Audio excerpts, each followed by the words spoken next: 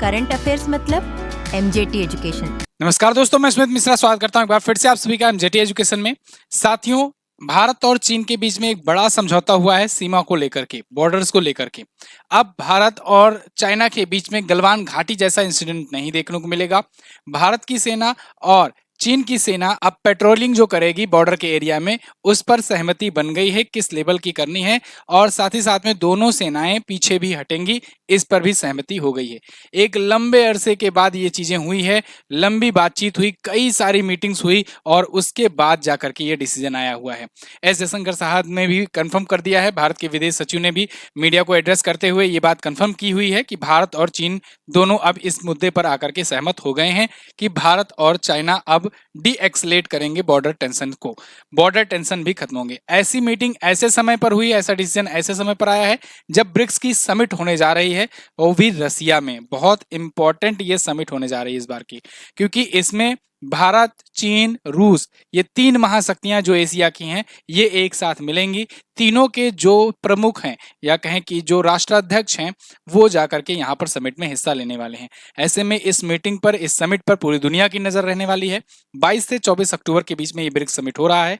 तो इसके क्या मायने हैं और क्या कुछ मीटिंग में आया हुआ है सामने, इसको हम लोग आज की वीडियो में अच्छे से डिटेल में समझने वाले हैं। वर्ल्ड मैप में देखिए, पहले ये रहा अपना प्यारा भारत, यहीं पर ऊपर आपको ये दिख जाएगा चाइना, ये इतना चाइना है, और चाइना से बॉर्डर भारत यहां से लेकर के यहां तक लगाता हुआ है। बीच में नेपाल का हिस्सा पड़ता है, इसको छोड़ दें और भूटान को छोड़ दें तो बाकी का एरिया बॉर्डर जो है ये चाइना से भारत का लगता है। इसको और डिटेल में अगर आप देखना चाहोगे तो कुछ इस प्रकार से देख सकते हो। देखिए, भारत ने यहाँ पर इसको 3 सेक्टर में बांटा हुआ है चाइना से बॉर्डर्स को। हम लोग अगर अभी प्रैक्टिकल कंडीशन में देखें तो हम लोग यहाँ से लेकर के कुछ यहाँ से होते हुए उत्तराखंड, हिमाचल प्रदेश होते हुए यहाँ पर यहाँ तक लगाते हैं बॉर्डर, फिर बीच में नेपाल आता है, फिर सिक्किम का हिस्सा आता है, यहाँ पर बॉर्डर लगाते हैं, फिर भूटान आ जाता है, भूटान को छोड़ने के बाद इधर तवांग से लेकर के अरुणाचल प्रदेश यहाँ तक अपना बॉर्डर लगाते हैं। अब इसको भारत ने 3 सेक्टर में डिवाइड किया हुआ है। ये सेक्टर जो है ये पश्चिम सेक्टर है, ये मध्य सेक्टर है हिमाचल प्रदेश और उत्तराखंड का हिस्सा, और ये है पूर्वी सेक्टर। ये एलएसी के 3 सेक्टर हैं। एलएसी यानी कि line of actual control, LOC जो है वो लाइन ऑफ कंट्रोल है भारत क्या पीओके और भारत के बीच में है वो, ठीक है, भारत पाकिस्तान नहीं कहेंगे। तो पीओके और भारत के बीच में एलओसी है और चाइना और भारत के बीच में एलएसी है। तो यहाँ पर ना, अगर हम लोग गलवान घाटी वाला इंसिडेंट की बात करेंगे तो लद्दाख के कुछ इस हिस्से पर हुआ था गलवान घाटी इंसिडेंट। 15 जून 2020 का टाइम पीरियड चल रहा था और उस दिन यहाँ पर भारतीय सेना के कुछ जवानों और चाइना के जो जवान हैं उनके बीच में झड़प हुई थी। देखो, इससे पहले भारत और चाइना के बीच में समझौता हुआ था कि बॉर्डर पर अगर कुछ ऐसा टेंशन बढ़ता है तो बंदूक का, गोलीबारी का इस्तेमाल नहीं किया जाएगा। तो इसको लेकर के वहां पर ये तो सहमति थी, चलो भाई गोली नहीं चलाएंगे, गोलीबारी नहीं होगी। लेकिन जब यहाँ गलवान घाटी इंसिडेंट हुआ था ना, तो उसमें जो चाइनीज ट्रूप हैं वो पूरी तैयारी के साथ आए हुए थे। वो अपने पास रॉड लेकर के आए हुए थे और रॉड में भी कटीले तार वगैरह लगे थे। इसकी वजह से वहां पर झड़प जो हुई उसमें 20 भारतीय जवान जो है वो शहीद हुए थे। हालांकि भारतीय जवानों ने भी बढ़िया से इनको मुंहतोड़ जवाब दिया, इन्हीं के हथियार छीन करके इन्हीं को बढ़िया से रपट लगाई, जिसके बाद 60 से ज्यादा जो है चाइनीज सोल्जर जो है मारे गए थे। तो ये गलवान घाटी इंसिडेंट 15 जून 2020 को हुआ था। इसके बाद लगातार काफी टाक चली, बहुत सारी टेंशन बढ़ गई भारत और चाइना के बीच में। दोनों ने बॉर्डर एरिया पर बहुत ज्यादा अपनी मतलब कि सैन्य क्षमताएं भी बढ़ानी शुरू कर दी, एयर बेसेस वगैरह बढ़ाने शुरू कर दिए। वहां पर जो सैन्य अड्डे हैं, सैन्य बेसेस हैं, वो बढ़ने शुरू हो गए। इंफ्रास्ट्रक्चर दोनों लोग, भारत और चाइना दोनों तेजी से बढ़ाने शुरू कर दिए और टेंशन लगातार मतलब बरकरार रही तब से लेकर 2020 से लेकर के अभी तक। बहुत सारी बीच में टाक हुई, बहुत सारी बातचीत हुई, लेकिन नतीजा नहीं निकल रहा था। अभी लाओस में एक बार गए थे एस जयशंकर साहब, और उसमें उन्होंने ये कहा था कि चीन से विवाद का 75% हिस्सा का हल निकल चुका है, 25% और बाकी है और वो भी हल निकल जाएगा जल्दी ही, उम्मीद है। और वो उम्मीद अब जाकर के पूरी हो गई है। आज यहाँ पर भारत के विदेश सचिव विक्रम मिस्री ने पब्लिक को एड्रेस करते हुए, मीडिया को एड्रेस करते हुए ये बताया कि पिछले दिनों में कई हफ्तों से भारत और चीन के कूटनीतिक व सैन्य क्षेत्र के वार्ताकार एक दूसरे के साथ करीबी तौर पर बातचीत कर रहे थे और इन विमर्शों का यह परिणाम रहा कि भारत चीन सीमा क्षेत्र यानी एलएसी, इसमें पेट्रोलिंग प्रबंधन को लेकर दोनों देशों के बीच समझौता हो गया है। पेट्रोलिंग क्या होता है? गश्त लगाना। होता क्या है ना, वो बहुत ज्यादा बर्फीली एरिया है, बहुत ज्यादा ऐसा पहाड़ी एरिया है, बहुत टॉप पर है, तो वहां पर वैसे सेना को खड़ा करके नहीं कर सकते, रख सकते हैं। तो वहां पर पेट्रोलिंग होती है कि मतलब ये बॉर्डर एरिया है, चलो दिन में एक बार दो बार टाइम निकाल करके वहां पर चले गए, 4-5 सोल्जर घूम टहल करके चले आए, कोई कुछ आया तो नहीं है, ये जहां तक हमारा बॉर्डर है वहां तक है कि नहीं है, वो देख दाख करके फिर चले आए। ऐसे ही वहां वाले सोल्जर आते हैं, गश्त लगा करके चले जाते हैं। तो हमेशा वहां नहीं रहना पड़ता बॉर्डर पर, उससे कुछ किलोमीटर पहले ही रहना होता है। तो वो पेट्रोलिंग कही जाती है जब गश्त लगाने जाते हैं। तो अब पेट्रोलिंग किस प्रकार की होगी, किस लेवल की होगी? चाइना क्या करता था, चाइना चोरी छुपे पेट्रोलिंग के बहाने आता था, यहाँ पर आपके बना लिया सैन्य अड्डा, फिर उसके बाद थोड़ी दूर और बढ़ा आगे, फिर यहाँ पर बना लिया, फिर आकर के, क्योंकि वहां पर कोई निश्चित बॉर्डर नहीं है, ऐसा नहीं है कि फेंसिंग की गई हो, जैसे भारत और पाकिस्तान के बीच में है, फेंसिंग पूरा की गई है कि उखाड़ उखाड़ कर करना होगा, ऐसा नहीं होता है। तो वहां पर कुछ ऐसे ही निशान लगा दिए गए हैं, छोटे मोटे वहां पर सिंबल्स बना दिए गए हैं, और वो सिंबल्स ये लोग चेंज करते रहते हैं। यही वजह से अब सुनने को आपको मिलता है कि चाइना जो है इतना किलोमीटर अंदर घुस आया है। एग्जैक्टली एक्चुअल में वहां पर बॉर्डर अभी पूरी तरीके से डिसाइड नहीं है।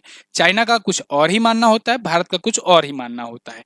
ठीक है, तो फिलहाल यहाँ पर समाधान की स्थिति आ गई है। भारत के विदेश मंत्री एस जयशंकर जी ने भी यहाँ पर अनाउंसमेंट करके बताया कि यह एक सकारात्मक और अच्छा घटनाक्रम है, बहुत ही धैर्य और बहुत ही दृढ़ कूटनीति का नतीजा है। क्योंकि अगर धैर्य नहीं होता, भारत और चाइना उसी टाइम अग्रेसिव हो गए होते, तो वो बहुत बड़ा रूप ले सकता था। 2020 का गलवान घाटी इंसिडेंट, किसी भी देश की सेना का 20 जवानों का मारा जाना और सामने वाले का 60, यानी कि टोटल मिलाए तो 80 लोगों का मारा जाना सैन्य कर्मी का एक बहुत बड़ा युद्ध का सिचुएशन बन सकता था। लेकिन उस टाइम पर दोनों ने धैर्य दिखाया। अब चाहे धैर्य मानो या मजबूरी मानो, क्योंकि दोनों ही देश अभी उतना युद्ध के लिए प्रिपेयर नहीं थे, तैयार नहीं थे। भारत भी नहीं उसी लेवल का तैयार था और ना ही चाइना उस लेवल का तैयार था। नुकसान दोनों का ही होता, दोनों ने बुद्धिमानी दिखाई और धैर्य दिखाया, और धैर्य का नतीजा है कि अब यहाँ पर चीन के विदेश मंत्री वांग यी से मुलाकात कई बार हुई, मॉस्को में हुई। उसके बाद फिर इन्हें लगा था कि हम शांति और 2020 से पहले की स्थिति में आ सकते हैं। तो अब वही हुआ है कि 2020 की पहले की स्थिति में आ जाएंगे। अच्छा, गलवान घाटी इंसिडेंट के बाद तवांग में भी एक इंसिडेंट ऐसा हुआ था। तवांग यहाँ पर स्थित है, ठीक है ना, भूटान के बगल में, अरुणाचल प्रदेश के हिस्से में।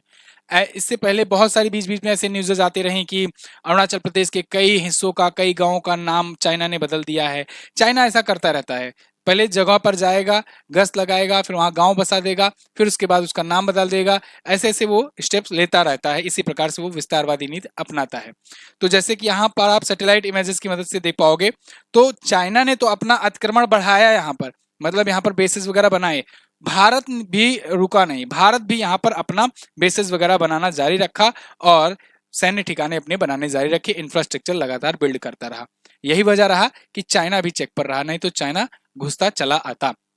फिलहाल ब्रिक्स समिट से पहले ये चीज निकल करके आई है। ब्रिक्स समिट होने वाली है अब, मतलब अब तो कल ही शुरू होगा, 22 से लेकर के 24 अक्टूबर के बीच में रूस में होने जा रही है। और इस समिट को लेकर के दुनिया की निगाहें इसलिए इंपॉर्टेंट है, यहाँ पर हैं, क्योंकि इस समय भारत को लेकर के कनाडा, अमेरिका ये सब प्रेशर बना रहे हैं।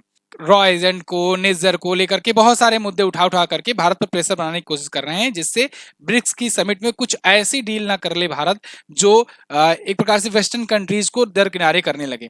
यहाँ पर कुछ ऐसा गुट ये लोग ना बना लें कि एशिया अलग थलग रहने लगे, एशिया अपने से मतलब रखने लगे, वेस्टर्न कंट्रीज किनारे हो जाएं। इसी को लेकर के प्रेशर भारत पर लगातार बनाया जा रहा था, लेकिन भारत ने भी मुंहतोड़ जवाब दिया अच्छे से और भारत उनके प्रेशर में नहीं आया है। अब देखना यह होगा कि ब्रिक्स में क्या डिसीजन निकलता है, क्योंकि ये जो है ना एक प्रकार से G7 का काउंटर है। G7 समिट जैसे होती है ग्रुप ऑफ सेवंस की, उसमें कनाडा वगैरह है, अमेरिका है, उसके बाद फिर इटली वगैरह, मतलब कि वेस्टर्न कंट्रीज में टॉप कंट्रीज हैं G7 का हिस्सा। और इस बार कनाडा में भी होने वाला है वो समिट, अगली बार वाला। अब की तो इटली कर रहा है मेजबानी, अगली बार कनाडा करेगा। तो जब कनाडा करेगा तो अब वहां पर देखना यह होगा कि कनाडा भारत को इन्वाइट करता है कि नहीं। भारत क्योंकि अभी ऑब्जर्वर के रूप में गया हुआ था जब इटली में आयोजित हुआ था, तो जॉर्जिया मेलोनी बुलाई थी मोदी जी को। और अब यहाँ पर अगली बार देखना होगा कि भारत जाता भी है कि नहीं, वो इनवाइट करे या ना करे, भारत जाएगा कि नहीं जाएगा, क्योंकि कनाडा और इंडिया के रिलेशन तो बिल्कुल खराब हो चुके हैं। तो अब ऐसे में ब्रिक्स को उसका एक तोड़ माना जा रहा है कि तुम लोग अपना ग्रुप बनाए हो, हम लोग अपना बना करके चल रहे हैं एशिया वाले। और एशिया में जब दो देश, बड़े देश लड़ते रहेंगे तो कैसे ग्रुप बनेगा, क्योंकि इसमें चाइना भी है, रूस भी है और इंडिया भी है। अगर इंडिया और रूस का तो मान लो अच्छा संबंध है, चाइना रूस का भी अच्छा संबंध है, लेकिन इंडिया और चाइना का संबंध अच्छा नहीं था। तो ऐसे में माना यह जा रहा है कि यह समझौता कराने के पीछे रसिया का, व्लादिमीर पुतिन का कहीं ना कहीं एक बड़ा अहम रोल था, और जो रोल की वजह से चाइना थोड़ा सा प्रेशर में आया, और उसके बाद चाइना ने भी नरमी दिखाई, भारत ने भी नरमी दिखाई, और दोनों के बीच में यहाँ पर गलवान घाटी को लेकर के जो टेंशन बरकरार थी वो टेंशन अब दूर होती नजर आ रही है। तो ये 3 सुपर पावर लीडर जो हैं ये मिलने जा रहे हैं, और इसके बाद अमेरिका, कनाडा या वेस्टर्न कंट्रीज और इन सबको तगड़ा जवाब मिलने वाला है। बहरहाल इस पर आपकी क्या राय है, आप लोग कमेंट करके जरूर बताइएगा। ऐसी और अगर जियो पॉलिटिक्स पर आप न्यूज देखना चाहते हैं और ऐसी चीजों पर अगर आप चर्चा पर चर्चा देखना चाहते हैं तो चैनल को सब्सक्राइब जरूर करके रखिए। मिलते हैं साथियों अगली वीडियो में, तब तक के लिए नमस्कार, जय हिंद, वंदे मातरम।